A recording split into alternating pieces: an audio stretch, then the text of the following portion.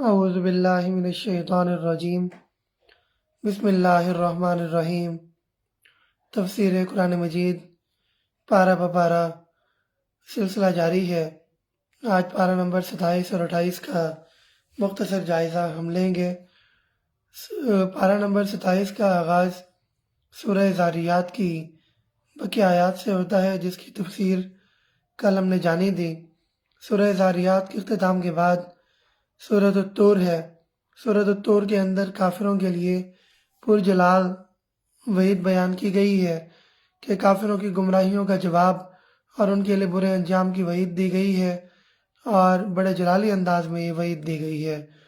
آیت نمبر 1 تا 16 میں کافروں کو شدید عذاب کی وعید دی گئی۔ آیت نمبر 17 تا 28 میں متقیوں کو حسین انجام کی بشارت دی گئی۔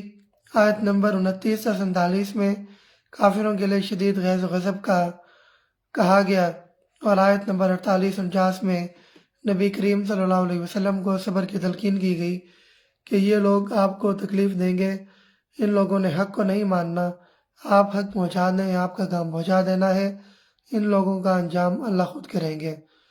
اس کے بعد سورہ نجم ہے، جس میں اللہ رب العزت کی بے مثال قدرتوں کا بیان ہے۔ اس سورہ مبارکہ میں اللہ رب العزت کی کئی قدرتیں بیان کی گئیں۔ پہلی 18 آیات کے اندر عظمت مصطفیٰ صلی اللہ علیہ وسلم بیان کی گئی۔ آیت نمبر 19 تا 30 میں مشرکانہ تصورات کی نفی کی گئی۔ آیت نمبر 31 تا 43 میں جزا اور سزا کا بیان دیا گیا کہ جزا سزا ہو کر رہے گی، کوئی اس خوش فہمی میں نہ رہے کہ وہ بچ جائے گا اور اس کو سزا نہیں ہوگی۔ آیت نمبر 43 تا 62 میں اللہ رب العزت کی قدرت کے مظاہر بیان کیے گئے ہیں، جو ہمیں ارد گرد پھیلے ہوئے نظر آتے ہیں، پودوں کی صورت میں، زمین کی صورت میں، آسمان کی صورت میں۔ اتنی بڑی زمین ہے، بغیر چھت کے آسمان ہے، پھر دیگر مظاہر فطرت ہیں، چاند ہے، ستارے ہیں۔ جس طرح بھی ہم غور کریں ہمیں مظاہر فطرت بکھرے نظر آتے ہیں، تو اس کی وجہ سے وہاں پر دعوت تبلیغ دی گئی ہے۔ اس کے بعد سورہ قمر، جس میں اللہ رب العزت کے غیظ و غضب کا نہایت جلالی انداز ہے، اور پہلی 8 آیات میں مشرکین مکہ پر اللہ کے غضب کا تذکرہ کیا گیا، اور ساتھ یہ بھی بتایا گیا کہ تم میں رحمت للعالمین موجود ہیں، ورنہ تمہارا حال بھی پہلی قوموں جیسا ہی ہوتا۔ اس کے بعد آیت نمبر 9 تا 43 میں پچھلی قوموں پر عذاب کی جو داستانیں ہیں وہ بیان کر کے مشرکین مکہ کو بتایا گیا کہ یہ صرف تمہارے لطف کے لیے نہیں ہے، بلکہ یہ اس لیے ہے کہ تاکہ تم ان کو پڑھو، سمجھو اور اپنی آخرت کو برباد ہونے سے بچا لو۔ اس کے بعد آیت نمبر 43 سے 48 میں پچھلی قوموں کا قصہ بیان کرنے کے بعد اللہ رب العزت ایک بار پھر فرماتے ہیں کہ یہ قصے تمہارے لیے بیان کر دیے گئے ہیں، لیکن اگر تم پھر بھی اللہ پر ایمان نہیں لاؤ گے، توحید کو نہیں مانو گے، سنت کو نہیں مانو گے، رسول اللہ صلی اللہ علیہ وسلم کی شریعت کو نہیں مانو گے، تو پھر تم پر بھی غیظ و غضب آخرت کے اندر نازل ہوگا۔ آیت نمبر 49 سے 55 میں تقدیر کا بیان ہے کہ تقدیر غالب آ کر رہتی ہے، تقدیر سے کوئی بچ نہیں سکتا، اور تقدیر کے بارے میں جو الٹی سیدھی باتیں کرتے ہیں وہ موت کے وقت اپنا انجام خود دیکھ لیں گے۔ بہت سارے واقعات تاریخی کتب میں مذکور ہیں کہ جو لوگ تقدیر کے منکر ہوتے ہیں ان کی موت پھر ان کے سامنے تمام کچھ عیاں کر دیتی ہے۔ پھر سورہ رحمان ہے۔ سورہ رحمان کو عروس القرآن بھی قرآن حکیم کی زینت، عروس القرآن، قرآن مجید کی دلہن، قرآن مجید کی زینت کہا جاتا ہے۔ نبی کے وسلم کا ارشاد ہے لِكُلِّ شَيْءٍ فِي عُرُوس، عروس القرآن فی الرحمان، اور قرآن مجید کی جو عروس ہے وہ کیا ہے؟ سورۃ الرحمان ہے۔ جس طرح دولت کو سجایا سنوارا جاتا ہے، اسی طرح اللہ رب العزت نے سورۃ الرحمان کو بھی بڑے خوبصورت الفاظ اور اسلوب کے ساتھ سجایا اور سنوارا ہے۔ پہلی 4 آیات میں قرآن مجید کی عظمت ہے، الرحمن علم القرآن خلق الانسان علمہ البیان۔ اسی طرح پھر آیت نمبر 5 تا 36 کے اندر اللہ رب العزت کی قدرت کے مظاہر بیان کیے گئے ہیں۔ آیت نمبر 37 تا 45 کے اندر اہل جہنم پر عذاب کا تذکرہ ہے، اور آخری آیات کے اندر 46 سے لے کے 78 تک اہل جنت پر جو انعامات ہوں گے، جو ان کو میوے دیے جائیں گے، حوریں دی جائیں گی، شہد کی نہریں ہوں گی، دودھ کی نہریں ہوں گی، یعنی جو اس دنیا کے اندر آزمائش میں پورے اتریں گے ان کی نعمتوں کا تذکرہ تفصیلاً کیا گیا ہے، جو جو انعامات ان کو دیے جائیں گے۔ اس کے بعد سورہ واقعہ ہے، آخرت میں انسانوں کا احوال بیان کیا گیا ہے۔ ہم میں سے بہت سے لوگ ایسے ہیں جو روزانہ کی بنیاد پر سورہ رحمان، سورہ واقعہ، یہ 5 سورہ اور باقی بھی تلاوت کرتے ہیں، لیکن اس کو سمجھنے کی کوشش نہیں کرتے۔ اس صورت کے اندر 32 مرتبہ اللہ رب العزت نے قسم کھائی ہے، کبھی چاند کی سورج قسم ہے، کبھی سورج کی قسم ہے، کبھی دیگر مظاہر قدرت کی قسم ہے، لیکن ہم اگر اس کو سمجھیں تو خدا کی قسم رونگٹے کھڑے ہو جاتے ہیں۔ خیر، اس میں انسانوں کے احوال بیان کیا گیا، انسانوں کے 3 گروہوں یعنی منافقین، کافرین اور مسلمانوں کا، مومنوں کا احوال اس صورت کے اندر بیان کیا گیا ہے۔ پہلی 10 آیات میں قیامت کا نقشہ بیان کیا گیا۔ آیت نمبر 11-26 میں مقربین کے لیے جنت کس طرح ہوگی اس کا ایک نقشہ بتایا گیا۔ آیت نمبر 27-40 میں اصحاب الیمین کا تذکرہ کیا گیا ہے۔ آیت نمبر 41-50 میں اہل جہنم کا برا انجام بیان کیا گیا۔ آیت نمبر 51-74 میں اللہ رب العزت کی قدرت کے مظاہر بیان کیے گئے ہیں۔ آیت نمبر 75-82 میں عظمت قرآن مجید بیان کی گئی، اور آیت نمبر 83-96 میں موت کی کیفیت بیان کی گئی کہ جو لوگ کچھ بھی نہیں مانتے وہ صرف اپنی موت کا منظر جب دیکھیں گے تو تب ان کو ماننا پڑے گا، لیکن اس وقت ماننا نہ ماننا ایک برابر ہوگا، اس کا کوئی فائدہ نہیں ہوگا۔ پھر اس کے بعد سورہ حدید ہے۔ سورہ حدید کے اندر دینی تقاضوں کا جامع بیان ہے، جس کے اندر پہلی 6 آیات میں ذات اور صفات باری تعالیٰ کا بیان ہے۔ آیت نمبر 7-11 میں دین اسلام کے تقاضوں کا بیان ہے۔ آیت نمبر 12-15 کے اندر دین کے تقاضوں اور انجام آخرت کو بیان کیا گیا ہے۔ آیت نمبر 16-19 میں قرب الہی کے حصول کا راستہ بتایا گیا ہے۔ آیت نمبر 20-24 کے اندر حیات دنیا اور اس کے حوادث کا تذکرہ کیا گیا ہے۔ آیت نمبر 25 میں بتایا گیا کہ نظام عدل کا جو قیام ہے یہی تمام رسولوں کا مشن رہا ہے۔ اور آیت نمبر 26-29 کے اندر رہبانیت یعنی دین کے تقاضوں سے فرار کی راہ جو لوگ اختیار کرتے ہیں ان لوگوں پر لعنت کی گئی ہے۔ پھر اس کے بعد پارہ نمبر 28 شروع ہوتا ہے، جو سورہ مجادلہ سے شروع ہوتا ہے، جس میں حزب اللہ اور حزب الشیطان یعنی جو اللہ کے ماننے والے ہیں، جو شیطان کے ماننے والے ہیں، ان کا کردار بیان کیا گیا ہے۔ پہلی آیت میں حزب اللہ کا کردار بیان کیا گیا۔ سورہ مجادلہ کی آیت نمبر 2-4 میں زہار کو بیان کیا گیا ہے۔ زہار سے مراد اپنی بیوی کو کسی محرم رشتے کے برابر قرار دینا، پھر اس کا کفارہ ہے اور باقی معاملات ہیں، تو یہاں پر یہ تفصیل سے بیان ہوا ہے۔ اس کے بعد آیت نمبر 5-6 میں ظاہری حزب الشیطان کا کردار بیان کیا گیا۔ آیت نمبر 7-19 کے اندر مخفی حزب الشیطان یعنی ابلیس اور اس کے چیلوں کا کردار بیان کیا گیا، ان کا انجام بیان کیا گیا۔ آیت نمبر 20-21 میں ظاہری حزب الشیطان جو نیکی کے اعمال سے روکتے ہیں ان کا کردار بیان کیا گیا، ان کا انجام بیان کیا گیا۔ اور آیت نمبر 22 میں حزب اللہ کا کردار اور ان کا انجام بیان کیا گیا ہے۔ پھر سورہ حشر ہے۔ سورہ حشر کے اندر یہود اور منافقین کی ذلت اور رسوائی اور ذات حق یعنی اللہ اور اہل حق یعنی مسلمانوں اور مومنین کی عظمت جلالی انداز میں بیان کی گئی ہے۔ پہلی 5 آیات کے اندر غزوہ بنو نذیر کا بیان ہے۔ آیت نمبر 6-7 میں مال فے کا حکم دیا گیا ہے۔ آیت نمبر 8-10 میں مومنین کی عظمت بیان کی گئی ہے۔ آیت نمبر 11-17 میں منافقین اور یہود کی ذلت کا تذکرہ ہے۔ آیت نمبر 18-20 میں انسان کی عظمت بیان کی گئی ہے، اور آیت نمبر 21 میں عظمت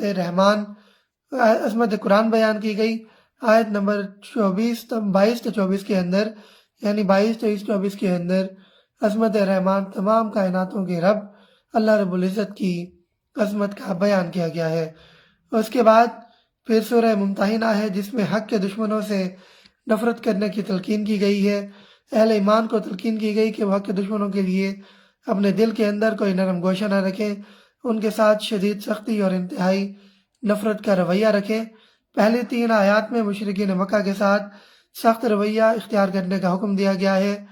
آیت نمبر 4-6 کے اندر ابراہیم علیہ السلام اور ان کے ساتھیوں کی باطل دشمنی یعنی ان کے ساتھیوں کی کو جو باطل دشمن لوگ انکار کرتے تھے، ان کے ساتھ دشمنی کا رویہ اپناتے تھے، اس کا تذکرہ کیا گیا۔ آیت نمبر 7 تا 9 میں کافروں کے ساتھ کس طرح کے تعلقات رکھے جا سکتے ہیں وہ واضح کیے گئے ہیں۔ آیت نمبر 10-11 میں مسلمانوں اور مشرکین کے درمیان نکاح کی ممانعت کی گئی ہے۔ یہاں پر یہ ہے کہ اہل کتاب کے ساتھ تو نکاح ہو سکتا ہے، مشرک کے ساتھ نہیں ہو سکتا۔ اہل کتاب کے اندر بھی لڑکا اگر مسلمان ہو تو اس کو اجازت ہے، لڑکی مسلمان ہو تو اس کو اجازت نہیں ہے۔ اس کے بعد آیت نمبر 12 میں خواتین کی بیعت کا تذکرہ ہے۔ آیت نمبر 13 میں اہل باطل سے نفرت کرنے کا حکم ہے۔ اس کے بعد پھر سورہ صف ہے۔ سورہ صف کے اندر جہاد و قتال فی سبیل اللہ کا بیان ہے، جس میں اللہ کے دین کے غلبے کو نبی صلی اللہ علیہ وسلم کی بعثت کا مقصد قرار دیا گیا، اور اس مقصد کے لیے جہاد اور قتال کی دعوت دی گئی ہے۔ پہلی 4 آیات میں غلبہ دین کے لیے جد و جہد کرنے کی للکار قرار دی گئی، للکار دینے کا حکم دیا گیا۔ آیت نمبر 5 تا 8 کے اندر غلبہ دین کی جد و جہد اور تاریخ سے عبرت حاصل کرنے کا حکم دیا گیا ہے۔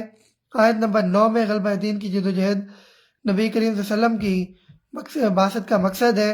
آیت نمبر 10 سے 13 میں غلبہ دین کی جد و جہد کے لیے ترغیب دی گئی ہے، اور آیت نمبر 14 میں غلبہ دین کے لیے جد و جہد کرنے والوں کو جو اعزازات دیے جائیں گے اس کا حکم دیا گیا ہے، اس کے بارے میں بتایا گیا ہے۔ اس کے بعد آیت سورہ جمعہ ہے، جس میں پہلی 4 آیات میں غلبہ دین کی جد و جہد کے لیے افرادی قوت کی تیاری کا حکم دیا گیا ہے، یعنی یہاں پر اس صورت کا ربط پچھلی صورت کے ساتھ مل جاتا ہے۔ پھر آیت نمبر 5 تا 8 میں بنی اسرائیل کا تورات کے حقوق ادا کرنے سے گریز اور ان کا انجام کیا ہوا یہ بتایا گیا ہے، اور اس کے بعد آیت نمبر 9 تا 11 میں احکامات جمعہ ہے کہ جب جمعہ کی پہلی اذان ہو جائے تو اپنا کاروبار بند کر لو، اس کے بعد میں جب نماز جمعہ ادا کر لو تو پھر کاروبار کر سکتے ہو۔ یہ بھی امت مسلمہ پر اللہ کا بہت بڑا احسان ہے، ورنہ جو پہلے والی امتیں ہوتی تھیں ان کا جو بھی عبادت کا دن ہوتا تھا ان دنوں میں وہ کوئی کاروبار یا اس طرح کی چیزیں نہیں کر سکتے تھے۔ یہاں پر گھنٹے 1.5 گھنٹے کے لیے حکم دیا گیا ہے کہ پہلی اذان کے بعد کاروبار سے دیگر چیزوں سے رک جاؤ، اور بعد میں پھر تم اپنا کاروبار وغیرہ کر سکتے ہو۔ اس کے بعد سورہ منافقین ہے، منافقت کی حقیقت کا بیان ہے۔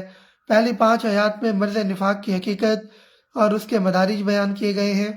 آیت نمبر 6 میں مرض نفاق کی ہلاکت خیزی فضوح خیزی بیان کی گئی۔ آیت نمبر 7-8 میں مرض نفاق کی شدت بیان کی گئی۔ آیت نمبر 9 میں مرض نفاق کا سبب اور حفاظتی تدابیر بیان کی گئی، اور آیت نمبر 10 اور 11 میں مرض نفاق میں جو مسلمان مبتلا ہو جائیں ان کا علاج بیان کیا گیا ہے۔ پھر سورۃ التغابن ہے، جس میں ایمان کی حقیقت کا بیان پہلی 4 آیات میں ایمان باللہ، آیت نمبر 5 اور 6 میں ایمان بالرسالت کا تذکرہ ہے۔ آیت نمبر 7 میں ایمان بالآخرت کی دعوت دی گئی ہے۔ آیت نمبر 8 تا 10 میں کفار کو جو ایمان نہیں لائے ان کو ایمان لانے کی دعوت دی گئی ہے۔ آیت نمبر 11 تا 15 میں ایمان کے ثمرات اور برکات اور اثرات کا تذکرہ کیا گیا ہے۔ آیت نمبر 16 تا 18 میں ایمان لانے کے لیے دعوت عمل کا تذکرہ کیا گیا ہے کہ جو تم دعوت دیتے ہو وہ کر کے دکھاؤ گے تو تمہاری دعوت میں تمہاری دعوت کے اندر اثر بھی ہوگا، لوگ اس کو مانیں گے بھی صحیح، تو یہاں پر اس چیز کا حکم دیا گیا۔ پھر سورۃ الطلاق ہے۔ سورۃ الطلاق کے اندر آئلی حوالے سے احکامات دیے گئے ہیں۔ پہلی 5 آیات میں عدت کے حوالے سے احکامات ہیں، وہ آیت نمبر 6-7 میں عدت کے حوالے سے حسن سلوک کا تذکرہ کیا گیا۔ آیت نمبر 8-10 کے اندر نافرمانوں کے بدترین انجام کا تذکرہ ہے۔ آیت نمبر 11 کے اندر فرما برداروں کے لیے بہترین انعام کی بشارت دی گئی ہے۔ آیت نمبر 12 کے اندر اللہ رب العزت کی بے مثال قدرت کا تذکرہ کیا گیا ہے۔ اس کے بعد سورۃ التحریم 28ویں پارے کی آخری سورت، پہلی 5 آیات میں شوہر اور بیوی کے لیے ہدایات دی گئی ہیں۔ اس صورت میں خاندانی زندگی کے حوالے سے ہدایات ہیں، یعنی پہلی 5 آیات میں شوہر بیوی کی ہدایات، آیت 6 تا 9 کے اندر سربراہ خاندان یعنی شوہر کی ذمہ داریاں کیا ہیں وہ بیان کی گئی ہیں، اور آیت نمبر 10 اور 12 کے اندر خواتین کے علیحدہ تشخص کا ذکر کیا گیا ہے کہ اللہ نے عورتوں کی ذمہ داریاں اور بنائی ہیں، مردوں کی ذمہ داریاں اور بنائی ہیں، اسی کے اندر ہی ان کو رکھا جائے گا تو ہی معاملات ٹھیک چلیں گے، ورنہ اس معاملات میں خرابی دار آئے گی۔ تو یہ بڑے تفصیلی انداز میں یہاں پر تذکرہ کیا گیا ہے۔ تو یہاں پر 28ویں پارے کا اختتام ہوتا ہے، تفسیر بھی یہاں پر ختم ہوتی ہے۔ آج کے سیشن کے اندر مریم طارق صاحبہ ہیں، ربیہ شیخ صاحبہ ہیں، عبد القدیر کیسر صاحب ہیں، یہ بہت زیادہ ایکٹیو رہے ہیں۔ ہم آپ کے جذبے کو سلام پیش کرتے ہیں۔ آپ لوگ پوسٹ پر بھی آتے ہیں، لائیو سیشن میں بھی شرکت کرتے ہیں، اس کو شیئر بھی کرتے ہیں۔ اللہ رب العزت آپ کو جزائے خیر عطا فرمائے۔ اسی طرح ایک اور کمنٹ میں یہاں پر دیکھ رہا ہوں کہ یہ حج ایچ صاحب ہیں، کوئی یہ یہاں پر کوئی تشہیری پیغامات بھیج رہے ہیں۔